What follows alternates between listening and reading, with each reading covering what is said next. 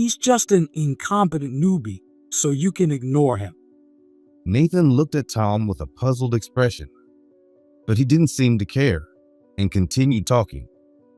This guy can't get any job done no matter what I give him. And John joined us at his age and doesn't even have a position. It's hilarious, right? Tom kept belittling me, probably to boost his own evaluation. Tom, please, let's get on with the business meeting. Thinking I felt embarrassed, he smirked and started looking down on me even more. This guy is the epitome of incompetence. His education and work history are pathetic. He's a completely worthless employee. Finally, my patience snapped, and I was about to speak up in my defense. But before I could, Nathan started talking to Tom. After this, Tom would be plunged into the depths of despair by a single word from Nathan. My name is John Wilson, a 47-year-old man. I currently work as a regular employee in the sales department at a small brokerage firm, Thompson Securities, Inc. Actually, I've only been working at this company for a week. To be honest, I've always been an outstanding student, achieving excellent grades from elementary school through college. After graduating from college, I got a job at a bank and worked diligently until recently, holding various positions. I wasn't considering a career change, but about a month ago, I was headhunted by my current employer, Thompson Securities. As I listened to their pitch, I decided to take on a new challenge after some thought. So, a few days ago, I joined Thompson Securities in the sales department. Even though it's in the same financial field as my previous job, the nature of the work is different, so I'm still struggling to learn the ropes after a few days. However, I'm enjoying the challenge and looking forward to getting used to the workplace and tasks, hoping to acquire new skills while cooperating with my colleagues. I have no complaints about the job itself, but I'm facing significant issues with human relations. The source of my troubles is my boss in the same department, Tom. As a department head, he's excellent at his job. However, he lacks the trust of those around him and has a habit of looking down on newcomers. When a newbie joins, he dismisses them as incompetent and treats them with contempt, dumping menial tasks on them without proper guidance. Many can't stand his attitude and end up quitting, leaving the department perpetually understaffed. But he remains indifferent, saying, "It can't be helped if the newcomers are useless, right?" His colleagues are appalled by his behavior, but due to his position, they can't call him out and can only give him cold stares. I recently joined the company as a new hire. I'm the only newbie in the sales department. Naturally, I became the target of Tom's attacks. Hey, you joined the company recently, didn't you? We're around the same age, aren't we? I don't care about your job history, but I bet you haven't had much of a life. Poor guy. As I handled some menial tasks, Tom sneered at me with a smirk. Confused and forced to give a strained smile, I could only say, "Yeah, well, that might be true," and let the conversation slide. Tom seemed dissatisfied with my nonchalant attitude and gradually intensified his mocking remarks. What kind of reaction is that? As your boss, I'm kindly talking to you, you know? Well, since you're obviously incompetent, make sure you handle the menial tasks properly. Taking on a big job is 100 years too early for you, so be prepared for that. With that, he returned to his workstation. From that day on, Tom only assigned me menial tasks. When others tried to help me or guide me through tasks, Tom would deliberately intervene. This incompetent newbie is definitely not ready for that job. If you need help, ask another employee. Don't take the initiative to kindly guide him.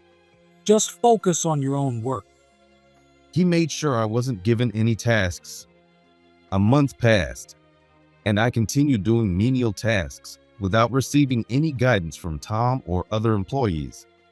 So I decided to ask him directly for some instruction. Tom, I'd like to start taking on tasks other than menial ones. Could you please assign me some work? Even simple tasks would be fine.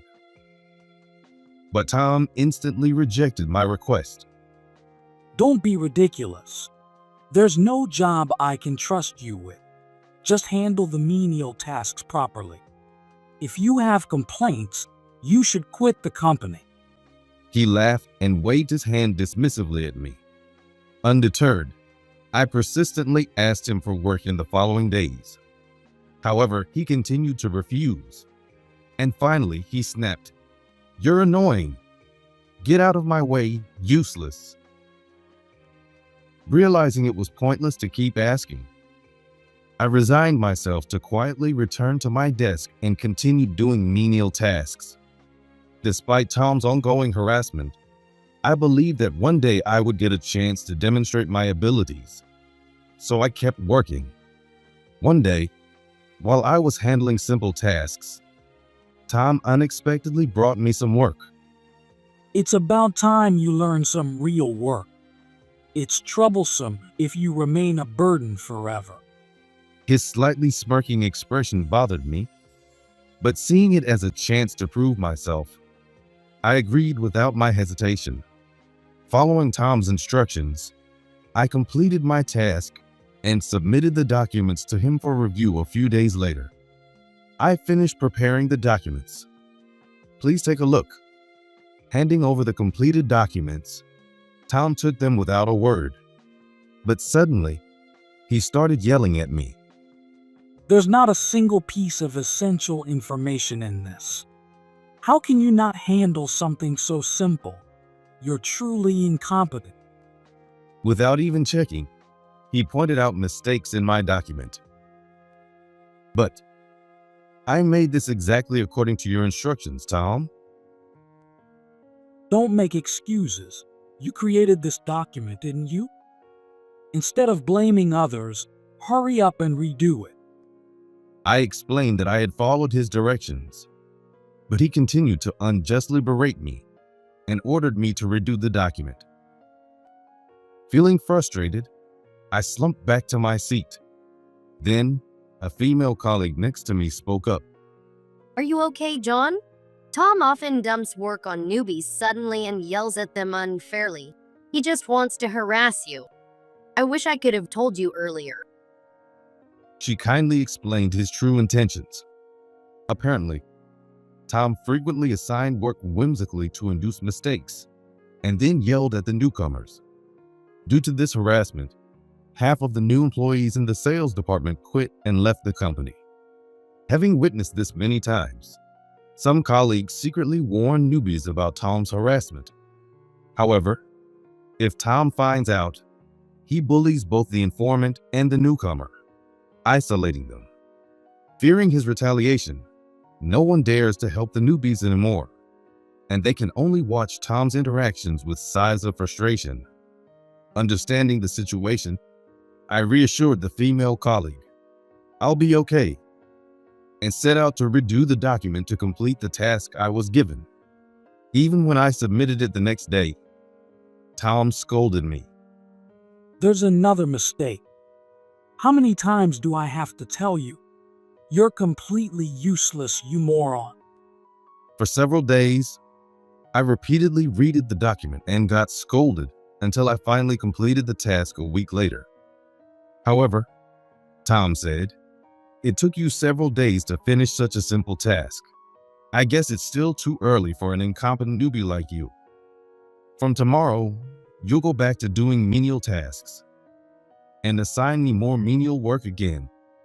I felt anger at his unfairness and couldn't help but voice my accumulated frustrations. Let me just say, the reason it took so long was because of your faulty instructions. I'm a newbie, so I still haven't grasped the work process. If all the answers to my questions are wrong, anyone would get disheartened. The employees around us turned pale and focused their attention on me after my rebuttal. Tom, shocked at being talked back to, froze with a bewildered expression before his face contorted with rage. Who do you think you're talking to? You've got some nerve talking back to your boss, newbie. What are you, some big shot? If you're so dissatisfied, just quit now. Or better yet, I can report to the CEO and get you fired, huh? Enraged by my defiance, Tom refused to acknowledge his own fault, spewing insults and ultimately threatening me, filled more with exasperation than fear. I stared at him in disbelief. I wanted to argue back, but worried that the situation would worsen. So I remained silent and continued doing the menial tasks as instructed. The unfairness of it all was overwhelming, and I honestly felt like giving up. But I renewed my resolve not to succumb to his persistent harassment and dedicated myself to my work. A month later, Tom suddenly said, "I'll let you observe a business meeting," and forcibly took me out of the office to a certain place. We headed to the headquarters of a major financial institution, Grandview Bank, which had been dealing with our company for years. Though Tom half dragged me there, it was a rare opportunity to experience a business meeting in the current situation. We arrived at Grandview Bank's headquarters and were shown to the meeting room where the discussion would take place. Inside were their CEO, Nathan Murphy, the account manager, and a young employee. We exchanged greetings and took our seats. Nathan looked at me and kindly started a conversation. Thank you for coming today. Here to observe the meeting, I presume? But Tom immediately cut in between me and Nathan, saying, "He's just an incompetent newbie, so you can ignore him." Nathan looked puzzled at Tom, but Tom, unfazed, continued speaking. This guy is really hopeless. He can't handle any task he's given. And John here joined us at his age and isn't even in a position. It's hilarious, right? Tom kept belittling me, probably to elevate his own standing.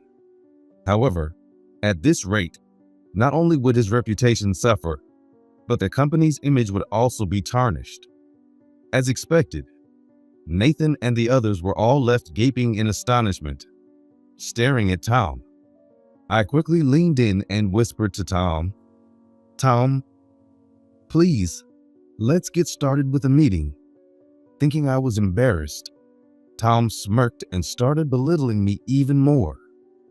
On top of that, this guy even talked back to me, his boss. Can you believe it?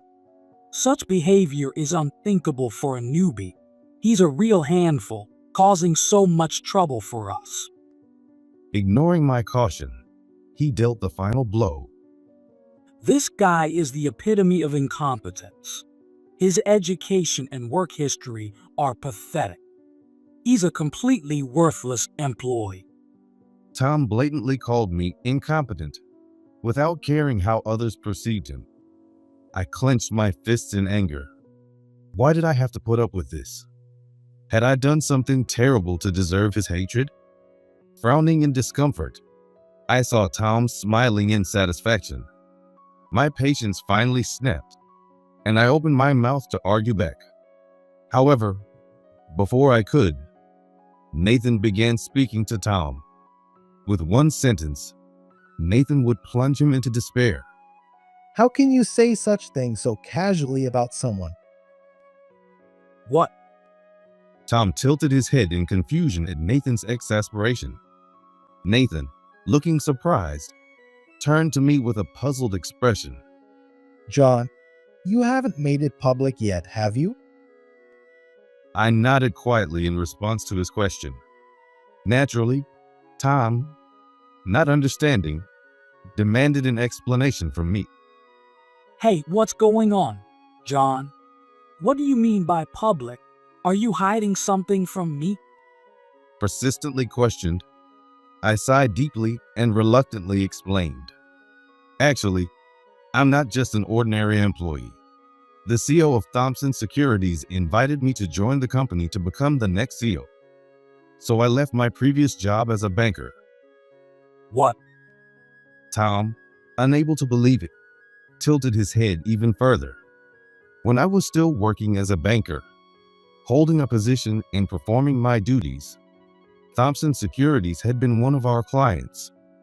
Though I wasn't in the sales department, so I didn't directly interact with them. One day while I was working as usual, a representative from Thompson Securities visited our bank.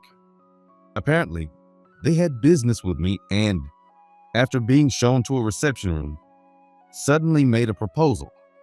I apologize for the suddenness, but could you meet our CEO in secret? Our CEO reviewed your background and is very impressed. He really wants to meet you, so we came to see you today. What? The CEO of Thompson Securities wants to meet me? I was surprised by the proposal and felt a bit wary. However, thinking it could lead to my next job, I decided to accept the offer and secretly meet with the CEO of the company. A few days later, I went to Thompson Securities and met the CEO. As soon as we met, he made an astonishing request. I've heard about you from our account managers. I took the liberty to investigate your background. I want you to take over my company. You would have to quit your current bank job, but it's not a bad offer, is it? What? You want me to become the CEO of Thompson Securities? I was so surprised that my eyes nearly popped out of my head. Thompson Securities had been led by the current CEO's family for generations. But since he had no children, he couldn't find a successor. However, when he noticed my background and liked what he saw, he immediately decided that it would be fine to entrust Thompson Securities to me. Although I wasn't dissatisfied with my current job, I felt it was boring and wanted to take on new challenges. So I thought this was a good opportunity and accepted his request. But my experience was in banking, and I had no experience in a securities company. I asked to spend my first year as a trainee to get to know Thompson Securities better. I'd like to spend the first year as a sales department employee to observe the company's atmosphere and environment. Since I have no experience in a securities company, I'd like to learn a lot before becoming CEO. The CEO was happy to agree, saying, "As long as you accept, that's fine." So 2 months ago, I had an interview. Of course, no one else in the company knew about this. So the interviewer didn't know I was a future CEO candidate and hired me. When I was assigned to the sales department, no one knew my true identity or background and treated me as a new employee. Naturally, Tom didn't know either and assumed my background was miserable, looking down on me as incompetent. After I finished explaining, he turned pale and started trembling. What? There's no way I can believe such a story. It's all nonsense. You're not going to scare me. Nathan was the one who rebutted his denial. No, I've known about this for a while. We've already greeted each other. When John visited our company today, we already knew each other. What? Tom was shocked to find out that Nathan and I were already acquainted. Before joining the company, I had been introduced to Nathan, who was on good terms with the CEO, and we had already exchanged greetings. Therefore, when we met today, we already recognized each other, and he knew I was the next CEO candidate. Hearing this from Nathan, Tom finally realized the truth and turned even paler. However, Tom now began to doubt my background. Wait a minute. You're supposed to be incompetent, right? How can someone like you be the next CEO? That's absurd.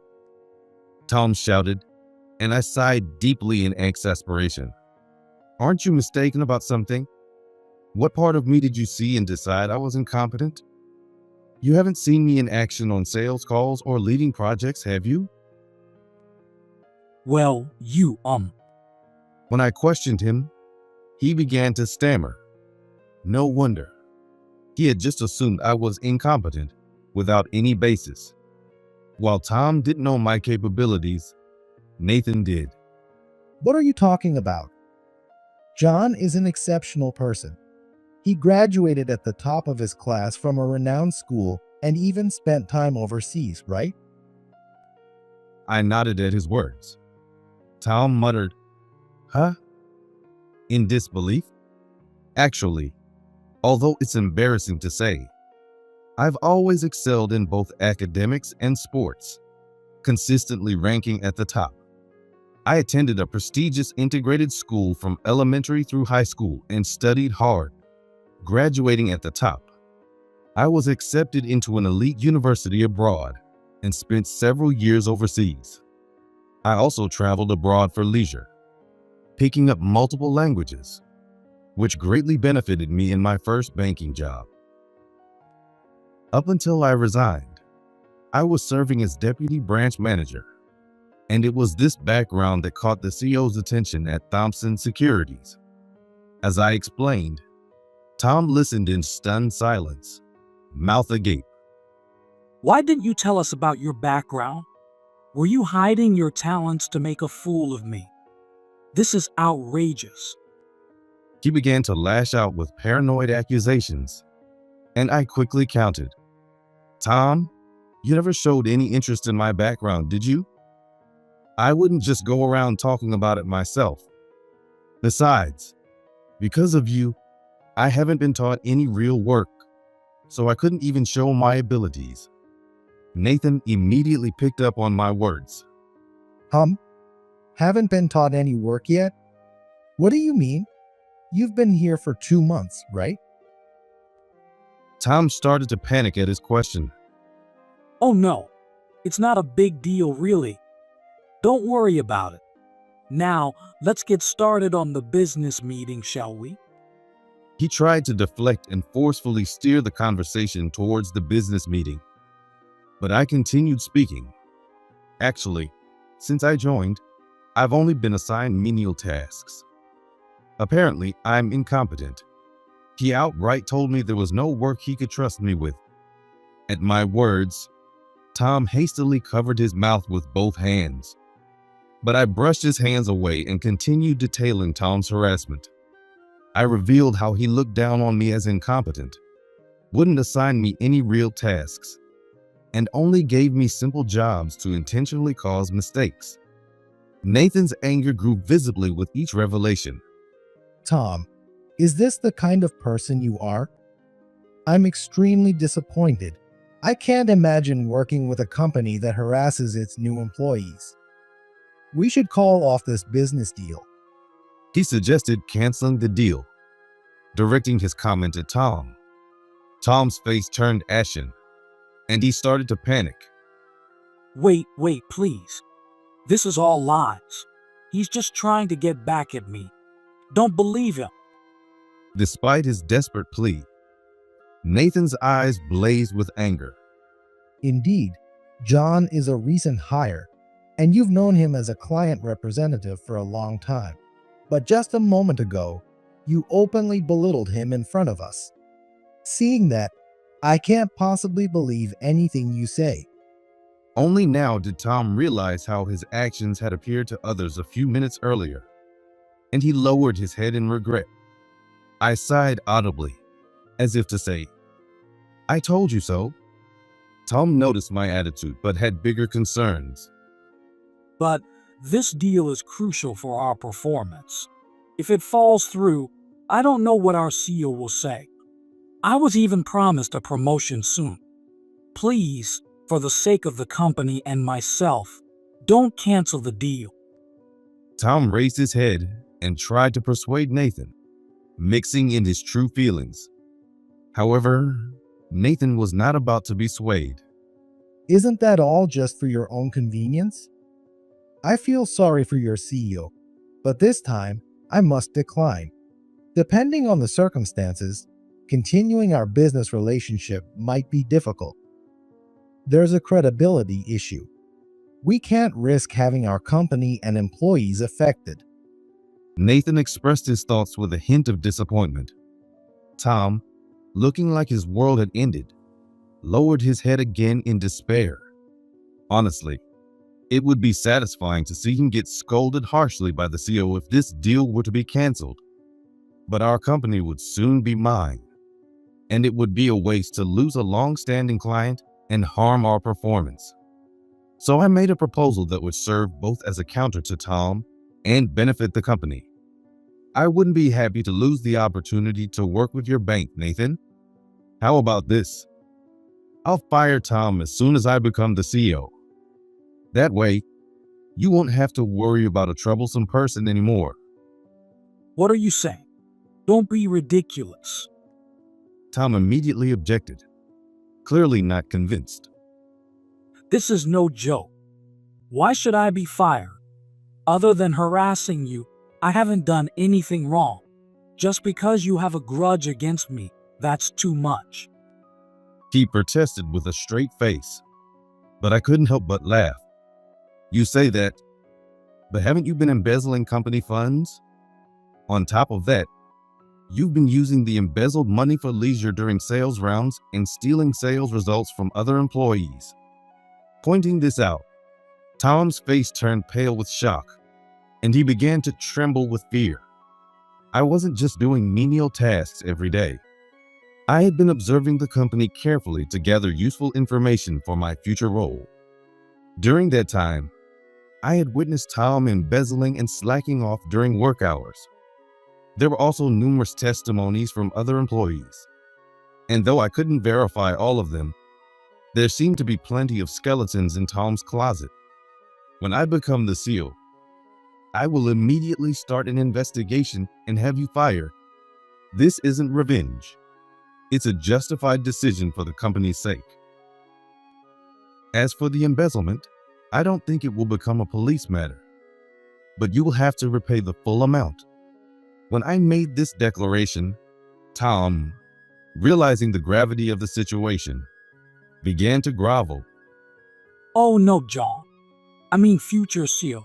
Please, you must be joking. You, kind and capable as you are, would never leave an employee out in the cold, right? He smiled nervously, but I firmly shook my head. No, as you assumed, I am indeed incompetent, so I will take the appropriate actions without hesitation.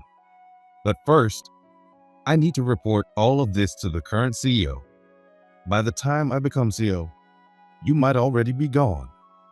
I said this with a slight laugh, and Tom's face turned ashen. No, please. Don't do this. I still have a mortgage. I have a wife. If I lose my job now, she'll divorce me, and I'll be left to pay the mortgage alone. I was wrong. I'm sorry. Please forgive me. Tom cried and begged for forgiveness, but I turned away. Nathan, could we postpone this meeting instead of canceling it? I assure you that I will address this issue immediately when I return to the office. When I bowed my head and asked, Nathan nodded and smiled, saying, Okay. This is ridiculous. I've apologized so much. Why won't you forgive me, you heartless people? Tom, now desperate, lashed out in anger. But everyone present, including Nathan, was visibly unimpressed. This isn't ridiculous. It's a just punishment. And it's not personal. As the future CEO, I believe firing you is in the best interest of the company's future. I agree. Even if I were the CEO of Thompson Securities, I would have done the same and taken immediate action. Tom, you need to reflect on your actions. We both stood by our statements. Rather than getting angry, Tom seemed to have no energy left. He collapsed weakly to the floor.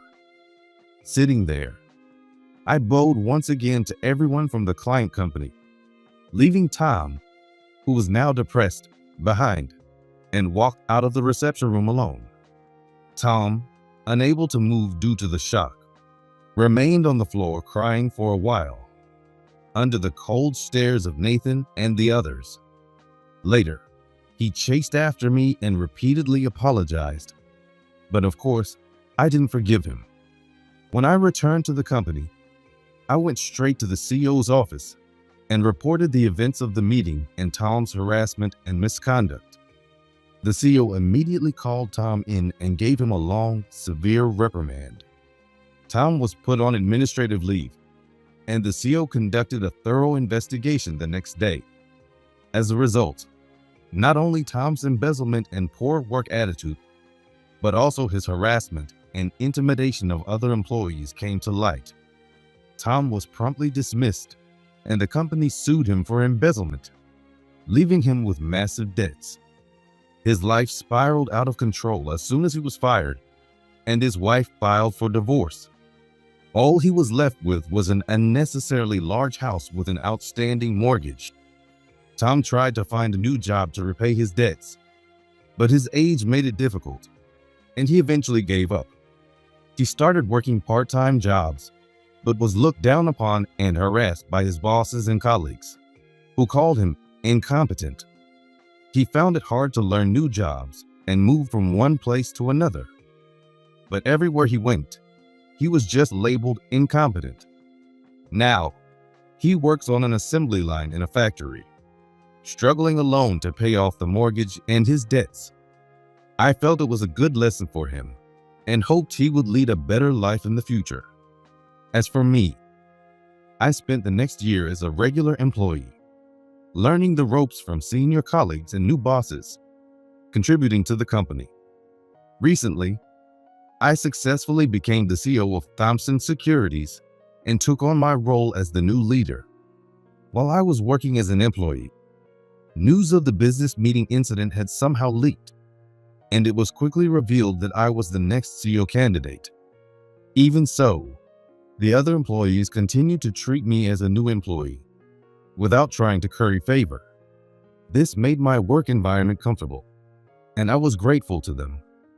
We resumed business dealings with Nathan's bank around the time Tom was dismissed, and our relationship was successfully restored.